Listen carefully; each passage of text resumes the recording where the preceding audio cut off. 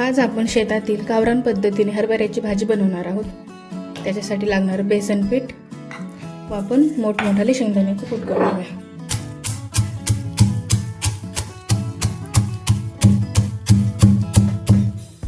आबडधोबड कुटायची म्हणजे भाजीला छान टेस्ट येते.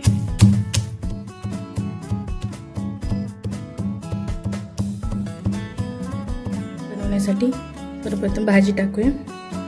त्याच्यामध्ये थोडंसं बेसन पीठ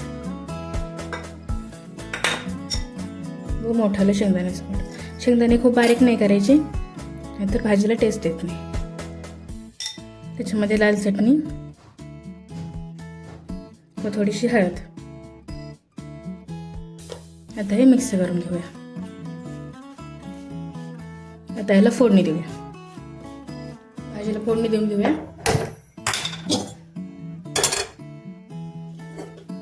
त्याच्यामध्ये तुमच्या आवडीनुसार तेल,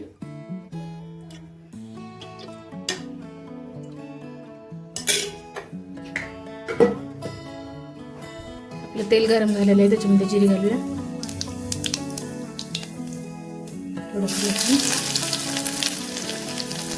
त्याच्यामध्ये लगेच पाणी घालायचं.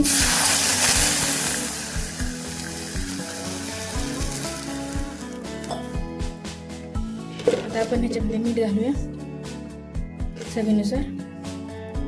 याला उकळी देऊ. बघू शकता आपल्या पाण्याला उकळी फुटलेली आहे. आता आपण याच्यामध्ये आपली भाजी टाकूया.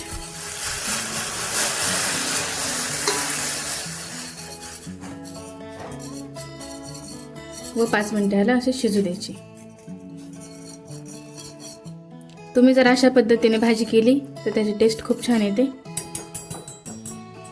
तर आपण भाजी दुसऱ्या गॅसवरती ठेवूया व भाजीला वरतून तडका मारूया. असं तडका मारल्यानंतर भाजीची टेस्ट दुप्पट होते व खायला खूप टेस्टी लागते.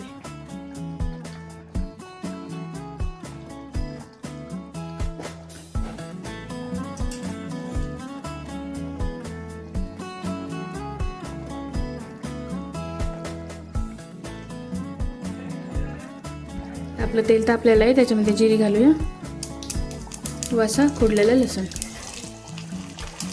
तुम्ही जर अशा प्रकारे भाजी केली तर त्याची टेस्ट दुप्पट होते व खूप खमंग लागते.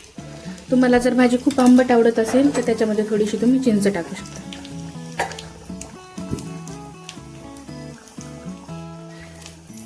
चांगलं लालसर होऊ द्यायचं.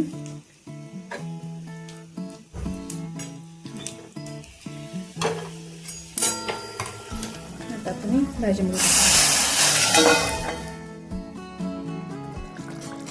आपली भाजी तयार झालेली आहे.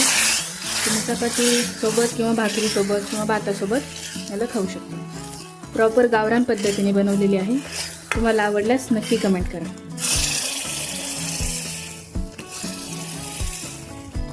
तयार आहे आपली भाजी.